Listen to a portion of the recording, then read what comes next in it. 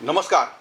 आई हम जानकी बहस में अपने के स्वागत करी छी और आई हम जानकी बहस में आमंत्रित कैले छी जे शख्स के उनका हम सब परिचय नहीं देव सकै छी, वो खुद देश के परिचय देवे एहन व्यक्तित्व छथिन राजेंद्र बिमल जी, जे कि वरिष्ठ साहित्यकार छथिन और पुरस्कार उनका सम्मान कते मिलल है अभी उनका अपना भी गिनती में नहीं है।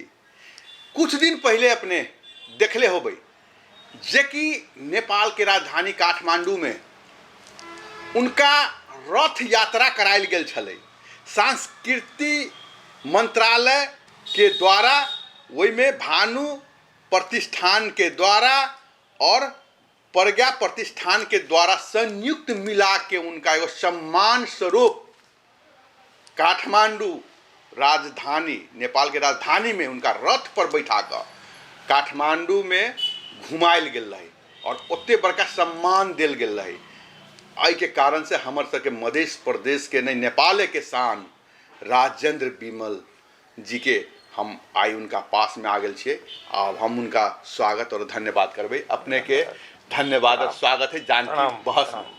बहुत बहुत धन्यवाद। और हम सब गर्व एगो महसूस करी छिए, एको अपने नेपाले के एगो शान और हम सब जे जनकपुर धाम वासी जे अपने के हम सब गर्व महसूस होइत रहे छी कि हम सब अपने के छत्र छाया में हम सब भी कुछ सीख के मौका मिली। सबसे पहले तो हम अपने से जे कुछ दिन पहले जे रथ यात्रा अपने से रथ पर रख करके सम्मान दिल गेल रहे, वही के विषय में अपने से बात कर ले चाह। माता जानकी करुणा कृपा अपने सबक स्नेह के प्रतिफल है जे हमरा स्नेह बस कहू, हमरा में कोनो औकात नहीं, कोनो हमर योगदान तेहन विशिष्ट नहीं, लेकिन बावजूद एकर से वो संस्कृति मंत्रालय के तत्वावधान में नेपाल प्रज्ञा प्रतिष्ठान के आयोजन में, भानु प्रतिष्ठान के सहभागिता में, तीन गो संस्था के सहभागिता में बहुत पैघ जिसमें से आर्मी सबके बहुत बड़का दल रहे जी, प्रहरी के बहुत बड़का दल रहे, हजारों लोग के सहभागिता रहे। काठमांडू में घुमाओल गए, रथ यात्रा कल काठमांडू में घुमायल पूरा काठमांडू में। ई चीज पहले भी भेल लगी पहिलका बेर भेलै जी? नहीं, रथ यात्रा इससे पहले भेल रहे हमर, लेकिन कई तरीका है नहीं, काठमांडू में नहीं भेल, काठमांडू में नहीं भेल रहे जी। जनकपुर में आयोजन एक रही, कला परिषद से सब करने रहे, तो एक आठ हम भेल रथ यात्रा, नागरिक अभिनंदनों पहाड़ तहाड़ में गेल छी तो ओहिठाम लोग तो करै छै, सम्मान करै छै, लेकिन रथ यात्रा पहले बेर आयोजन कयल गेल। तकरा लेल हम ई तीनू संस्था के प्रति या नेपाली जनता के प्रति बहुत आभार प्रकट करै छी, ऋणी छी सब। और अब हम अपने से बात करबै जना अभी भारत में अयोध्या में राम मंदिर अभी जे निर्माण भ रहा है, वही के प्रतिष्ठान कुछ दिन के बाद होवे जा रहा है, जोन के लागी अभी जानकी मंदिर में भी निमंत्रण आमंत्रण आयल रहा है और जानकी मंदिर से भी लग रहा है कि वही ठामन सहभागी जनकपुर वासी भी होते ई मंदिर पर और जनकपुर धाम से जो संबंध है, आई के विषय में बात करें।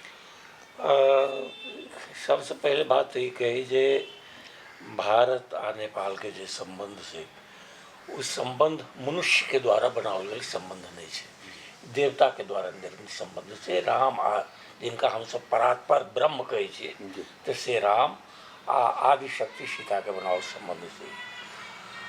आश्चर्यजनक बात ये है जे रसिक संप्रदाय के प्रभाव से, रसिक संप्रदाय के संप्रदाय है जकर से अग्रदास करके रहथिन, प्रवर्तन करने रहथिन, आ वही परंपरा में सूर्य किशोर दास जी से हो चला था। वही रसिक संप्रदाय के प्रभाव से ओकर जे दर्शन है, ओकर जे तत्व मीमांसा है, ते सबके आधार पर हम सब से राम के परात्पर ब्रह्म नहीं मानी छियन, हम सब मानी छियन जे हमर जमाय छै राम भगवान। राम वो भगवान दोसर गोटे के लेल होते जी जी, लेकिन हमरा सबके लेल तो गारि सुनै छै, तो बापो के गारि दै छै, मायो के गारि दै छै, प्रत्येक लोकगीत में हुनकर गारि छै। सीता हमरा सबके बेटी छै, तो ताहि हिसाब से अयोध्या आ जनकपुर के एक बड़ा समुद्र संबंध छै, जकरा से हम सब देखै छी। तो एहि बेर जे राम के प्राण प्रतिष्ठा हमरा सबसे बहुत बेर कहै छलिए, मजाक में कहै छलिए जे सीता किया जेती ओतऽ अयोध्या, वो हमरे ओहिठाम रहती, एहि दुआरे जे घर जमाई बना के नहीं, घरे नहीं छनि राम के, तो ए अच्छा, मतलब घर राम के नहीं छै ओतऽ, तऽ राम के हमरे लग चलि आबो। अच्छा, हमर से बेटी केना जात ओहिठाम। अच्छा जी, से सब हमसब हंसै मजाक में कहै छी जी। भगवान के कृपा से भारत सरकार, भारत के जनता सबके सदा सहायता से हुनकर से भवनो बनलै। आब जे छै से हमर बेटी, जनकपुर के बेटी के ओहिठाम आब बेसी कष्ट नहीं हेतै जी, घर में अब रहता, आब से घर में रहती। तो ओकर जे प्राण प्रतिष्ठा छै हमरा से ओहिठाम छै जे पत्थर के मूर्ति से मूर्ति नहीं होइ छै, ओहिमे हमसब प्राण दै छियै, मने ओहिमे चेतना के निवास होइ छै। तो से प्राण प्रतिष्ठा के जे आयोजन छै तो बहुत स्वाभाविक छै जे घरवास जे होइ छै तऽ ओहिमे से नैहर से सेहो जाइ छै भाड़ दौड़, सामान सब जाइ छै। तऽ आब से रामचंद्र जी के घरवास भऽ रहल छै, ओहिमे प्राण प्रतिष्ठा भऽ रहल छै, तऽ एहिठाम जनकपुर से बाहर जायब बड़ा स्वाभाविक बात छै। इएह छै प्रेम असल भाव, जैसे दू तीन टा बात प्रतिफलित हेतै।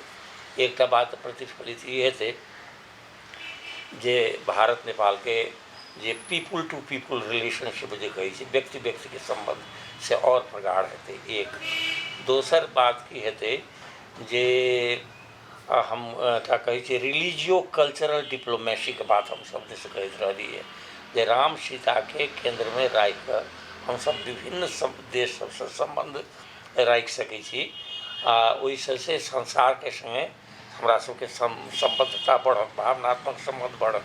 जेना रामकथा संबंधित थाईलैंड छै, जेना इंडोनेशिया छै, जेना श्रीलंका छै, जेना से तऽ विभिन्न ई जे स्थल सब छै ओहि संगे हमरा सबके एक प्रकार के रिलीजियो कल्चरल डिप्लोमेसी के क्षेत्र में सेहो एकटा बड़ पैघ योगदान हेतै। आ जनकपुर के लेल से एकटा लाभ और छै जे अयोध्या आ जनकपुर के संबंध जे बढ़तै तऽ हमरा सबके संसर्ग तऽ बढ़बे करत। पर्यटन सर कुछ दिन पहले बात हुई छलै कि अयोध्या टू जनकपुर और जनकपुर टू अयोध्या के जे एगो रूट के जे बात छलै जे रामजी चलि के आयल रहलथिन कहै छै ने, वही पर भी नेपाल सरकार और भारत सरकार बात हुई छलै कि वो रूट के बढ़िया से बना कऽ और जनकपुर के और अयोध्या से जोड़ि देबऽ के। यदि ई जे जुड़ि जाइ छै तऽ जनकपुर धाम के विकास में तो बहुत फर्को मारतै ने। अहाँके एकटा बात बताबी जे परसू खन जी से दिल्ली से एकटा टीम आयल छलै, न्यूज टीम, टीवी चैनल के, जाहिमे अमृता गर्ग आ तपस शाहिर ई सब किछु गोटे से हमारा से अंतर्वार्ताके लेल आयल छलै। तो हुनका सबके एकटा मिशन देल गेल छै जे जतऽ जतऽ राम के चरण पड़लै ओहि सब स्थल सबके बारे में जानकारी प्राप्त करू, ताकि ई जे छै रामायण सर्किट तकर विकास में हमरा सबके सहयोग होय। ओकरे प्रसंग में रामायण सर्किट के जतऽ जतऽ राम के चरण पड़ल छै वह राम कथा से संबंधित जे स्थल सब छै तकरा सबके केना जोड़ल जाए। तऽ ई जे एहि क्रम में यदि जनकपुर से अयोध्या के लेल हमरा सबके प्लेन के भऽ जाइए, ई साधन भऽ जाइए, अथवा ट्रेन के सुविधा भऽ जाइए, बस के, तऽ एकरा जे छै से बस के यात्रा भऽ जाइए तऽ ओ खाली से अयोध्या के लेल नहि हेतै, बीच रास्ता में भी पड़तै, ओहो तक विकास सौंसे भारत वर्ष हमरा सबके ओकरा संबंध हमरा सबके बड़ा भऽ जायत। ओहिठाम इंट्रेंस एकटा भऽ जेतै, फ्री पैसेज भऽ जेतै। और दोसर की छै जे ई जे भऽ जाइ छै तऽ ई अहाँके सोशली, कल्चरली, इकोनॉमिकली सब दृष्टि से बड़ा अनुकूल हेतै। हमरा सबके जे कल्चरल टाई और बेसी एकटा बात अहाँके कही जे माने राजनीतिक संबंध एकटा दोसर बात छै, हमसब राजनीतिक दृष्टि से बहुत बेसी हुनको अखंडता उनको सार्वभौमिकता के सम्मान करै छियनि। आ हमर देश के जे राष्ट्रीयता है, हमर देश के जे सार्वभौमिकता है, हमर देश के जे अखंडता है तकर सम्मान हो करैत। लेकिन ई राजनीतिक सीमा बदलैत रहै छै, ई स्थिर नहीं छै, ई बात के से बुझक चाहिए हमरा सबके। भऽ सकैए जे काल्हिखन के इतिहास के जो चक्र हुए थे और सरदार पटेल रहे थे नेपाल के, तो हमसे भारत में रही थी। इस सीमा से बड़का छे से ये सांस्कृतिक संबंध आदमी के, तो वही सांस्कृतिक दृष्टि से देखिए तो हम वो दिन एक समारोह में कहने चलिए जे नेपाल जे छे वो छोटका भारत है। छोटका भारत है, हाँ, सांस्कृतिक दृष्टि से। आ भारत जे छे से बड़का नेपाल है। एहि द्वारे जे एकेटा संस्कृति है, जे जयनगर में है, जे मधुबनी में है, जे सीतामढ़ी में से है, तो हमारे सबके सर एगो चीज अपने से हम जानकारी करा ले जाए। कुछ हम इंडिया के जे एठाम अबै छथिन कुछ लोग, हम सब उनका से इंटरव्यू कैली। वो इंटरव्यू में की बोल दै छै कि भारत ही के नेपाल जना अपने कहली ना कि नेपाल भारत के, लेकिन भारत नेपाल के सेहो कहल गेलै ने। लेकिन वो की कह दैत रहे छै कि जैसे पहले भारत का ही नेपाल था कह करके ने। तो ई चीज हम ओकरा डिबेट करित रही थी। वो कोई भी अबै छै ई बात बोल दै छै, मान लीजिए बहुत के हम 2-4 गो के इंटरव्यू कैली था, तो हम कही भारत का आज तक नेपाल तो नहीं हुआ कभी भी, जो आप बोल रहे हैं, है ना। तो नहीं इतिहास में, इतिहास के तो हम सब अपने के सामने तो कुछ जानकारी नहीं, अपने जानकारी ये बात बोल दी थी, मान ले जाओ कि भारत ही का जो है नेपाल अंग है, मान ले जाओ। तो ई चीज पर की कहल जाए? नहीं वो एटा से भारत वर्ष के जो बात रहे से दोसर रहे, जकरा से हम सब से अफगानिस्तान तो अफगानिस्तान सब में रहते रहे, तो ऊ से बात दोसर से। लेकिन भारत जे भारत के बात कही थी वो भारते न रहे, इससे पहले नेपाल के अस्तित्व रहे। जी जी, भारत के अस्तित्व रहे, छोट छोट राज्य सब रहे। वो तो सरदार पटेल जे छे 1947 अपनी दुकान भारत नेपालक शान सुरसंड के नंबर 1 दुकान। अपनी दुकान साड़ी संसार एवं अन्नपूर्णा डिपार्टमेंटल स्टोर। ऐठाम shirting, suiting, fancy sari, silk, Banarasi, Jaipur के साथ साथ सलवार सूट पीस, कुर्ती एवं लहंगा के विशाल शोरूम अछि। ऐठाम शादी विवाह के संपूर्ण कपड़ा सब भेटैत अछि।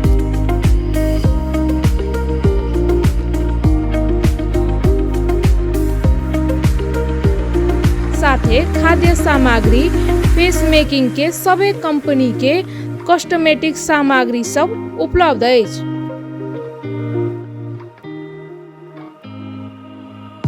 कम से कम 1000 के नगद खरीद पर भेटत एक आकर्षक उपहार। जते बेसी खरीदारी भेटत ओतबे बड़का उपहार। उपहार योजना सीमित अवधि के लेल रहल अछि। अपने सब मौका के फायदा उठाओ।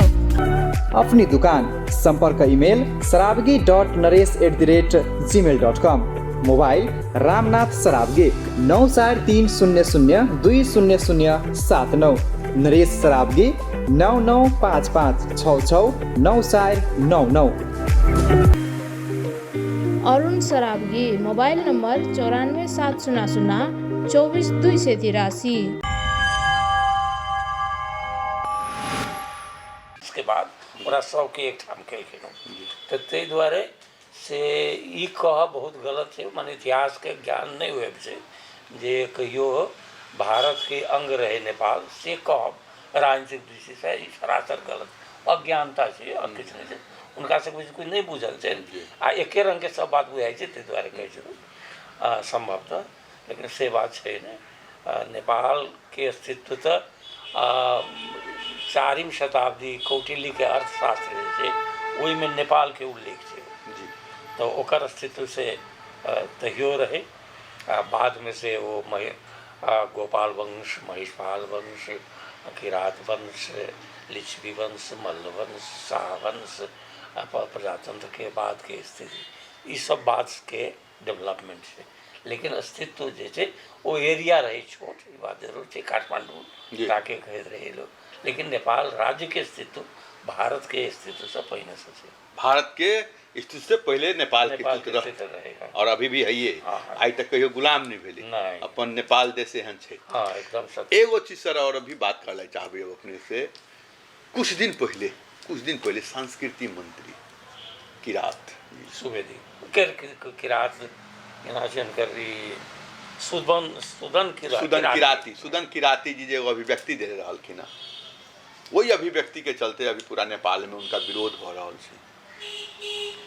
संस्कृति मंत्री छथिन उ, सारा समुदाय के मंत्री छथिन, पूरा नेपाल के और सारा समुदाय के मंत्री छथिन, लेकिन एक समुदाय पर मान लीजिए टारगेट कऽ कऽ और एक समुदाय के लेल जे बजलखिन, एहिके विषयमे की कहल जाए? नहीं, सुदन किराती जे छै से ओ नेता छै, देखो आ नेता के की होइ छै जे जकर मड़वा रहै छै ओकरे गीत गाबऽ लगै छै, तो ओ जे छै एकरा बहुत बेसी हम जेना जते हंगामा मचल छै, ओ हंगामा में हम सहभागी नहीं छी, एहि दुआरे जे ओ गेल रहथिन क्रिश्चियन मंच पर, तो हुनकर से ई कहब रहे जे ओकरा एहि अर्थ में बुझक चाही जे चूँकि नेपाल के संविधान धर्मनिरपेक्ष राज्य के परिकल्पना केने है, तो ताहि दुआरे एहिमे से सब धर्मावलंबी के समान अस्तित्व के संगे रहे के छै प्रावधान छै।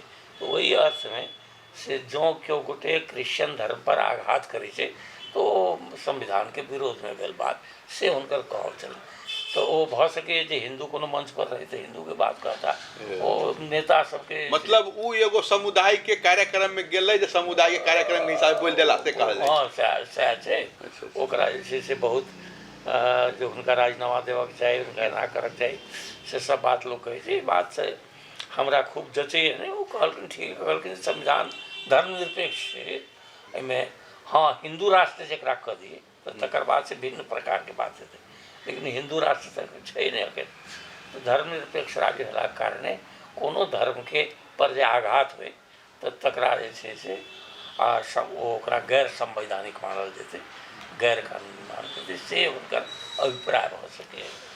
सर अब अंतिम में आ रहल छी, अब एगो बात अपने तो जनकपुर धाम के बहुत नजीक से और एतऽ के सांस्कृतिक से लऽ धरोहर सबके भी बारे में बहुत किसी ने, जनकपुर धाम एगो ऐतिहासिक जगह है, जानकी माता के जगह जो पूरा दुनिया में प्रचलित है, लेकिन एहिठामन के बड़ व्यापार नहीं चलै छै, और जनकपुर धाम के और भी टूरिस्ट सब केना जनकपुर धाम में अतै, केना नीक रहतै, अब एहि विषय में एक बेर।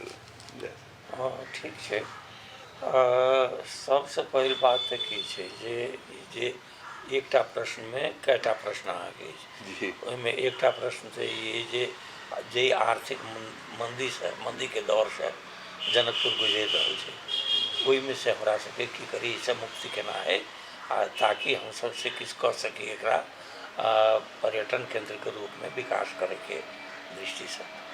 तो अखन एकटा बात निश्चित रूप से छै जे आर्थिक मंदी के दौर छै, दुनिया भर में छै, ई बात के हम मानै छी, लेकिन नेपाल में ई आर्थिक मंदी के दौर और बेसी बढ़ि गेलै।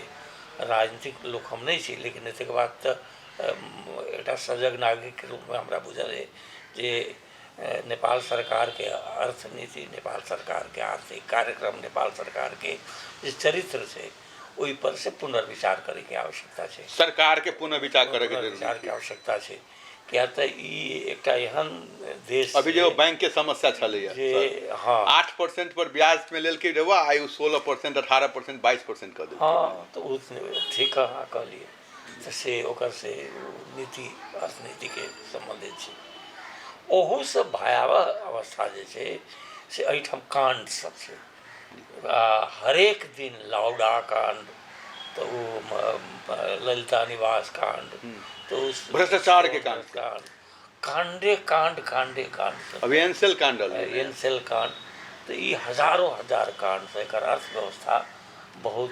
चरमराइयो गेल छै, या बड़ा दर्दनाक अवस्था में पहुँचल छै, शटर सब बंद भऽ रहल छै।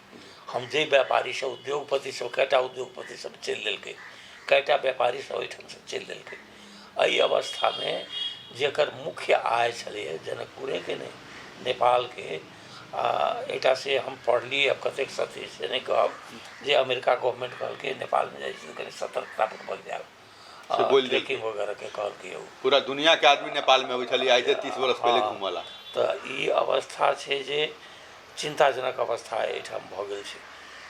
तो ई एकटा एकदम ठीके कहलहुँ, लेकिन एकर बावजूदो दू चारिटा बात जे छै से हमरा सबके विचार करैके बात है। जनकपुर के संगे दू प्रकार के संपदा छै, एकटा तो छै स्थूल संपदा, एकटा छै सूक्ष्म संपदा। तो स्थूल संपदा में एहिठाम जो पर्यटन विकास करय चाहै छी अहाँ, एकर पूर्वाधार के विकास करऽ पड़त, एहिठाम के सड़क के विकास करऽ पड़त, एहिठाम के कनेक्टिविटी के ही करऽ पड़त। हमरा सबके जे रिसोर्सेज वगैरह भऽ सके तकर से हमसब उपयोग नहीं, भौतिक रिसोर्सेज जे स्थूल संपदा छै तकरा हम से उपयोग करऽ के अवस्था में नहीं छी, उपयोगे नहीं कर रहल छी। सूक्ष्म संपदा जे छै धार्मिक सांस्कृतिक तऽ हमरा सबके अखन तक जे छै बहुत दिन तक तऽ ई देखबै जे पंचवर्षीय त्रिवर्षीय योजना से कहू ने एकर नामे निशान नहीं छलै, एतेक जे दुनिया भर में मशहूर जगह है तो ओहिमे से एकर विकास के कोनो योजने नहीं रहे। जखन शुरुओ भेल ई योजना सब तऽ ओ मने मैप जे छै टूरिस्ट मैप जे छै मैप में बहुत दिन तक एकर जगह नामे नहीं रहे, ई अवस्था रहे। अखनो जे छै से कल्चरल कैटलॉग कोनो नहीं छै नेपाल के संगे सांस्कृतिक एकटा होइ छै ने नक्शांकन जे कतऽ कतऽ जाए आदमी, एतऽ जाए ओतऽ जाए सेहो तकरो अभाव छै। प्रदेशो सरकार में तो एहि प्रकार के नहीं छै।